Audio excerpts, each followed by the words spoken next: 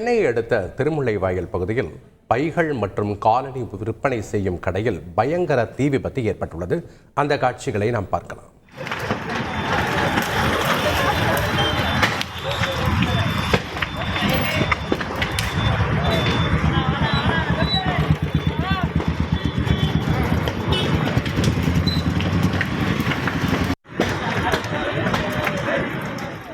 இது குறித்த தகவல்களை செய்தியாளர் கார்த்திக்கிடம் கேட்கலாம். வணக்கம் கார்த்திக், இந்த தீ விபத்து எப்படி ஏற்பட்டது, அதுக்கான காரணம் என்ன சொல்லப்படுகிறது, தற்போது முழுவதுமாக தீ அணைக்கப்பட்டு விட்டதா, அங்க இருக்கக்கூடிய கள தகவல்கள் என்ன?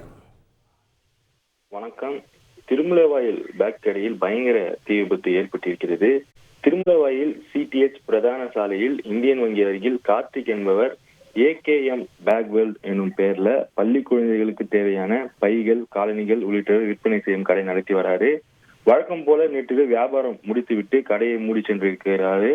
இந்த நிலையில் இன்று அதிகாலை வேளையில் கடையில் இருந்து கரும்புகை எழுவதை அவையே சென்றவர்கள் கவனித்து இருக்கிறார்கள். பின்னர் கடையின் உட்புறத்திலிருந்து தீயானது கொழுந்து விட்டு எரிய துவங்கியுள்ளது. கடைக்குள் இருக்கும் பைகள், காலணிகள் எல்லாம் தீயில் இருந்தன. இதனால் அப்பகுதியில் வானுயர கரும்புகை எழுந்தது. இதை கண்டு உடனடியாக அங்கிருந்தவர்கள் திருமுல்லைவாயல் காவல்துறையினருக்கு தகவல் தெரிவித்திருக்கிறார்கள். தகவலின் பெயர்ல காவல்துறை சம்பவ இடத்திற்கு விரைந்து வந்து தீயணைப்பு துறைக்கு தகவல் தெரிவித்தார்கள். தகவலிருந்து விரைந்து வந்த ஆவடி, அம்பத்தூர், தொழிற்பேட்டை உள்ளிட்ட பகுதிகளை சேர்ந்த தீயணைப்பு வாகனங்கள் வந்த தீயணைப்பு வீரர்கள் தண்ணீரை பீச்செறிந்து தீயை அணைக்கும் பணியில ஈடுபட்டு வருகிறார்கள். இருந்த போதிலும் இந்த தீ விபத்துல பல லட்சம் ரூபாய் மதிப்பான பொருட்கள் எரிந்து நாசமானதாக கூறப்படுகிறது.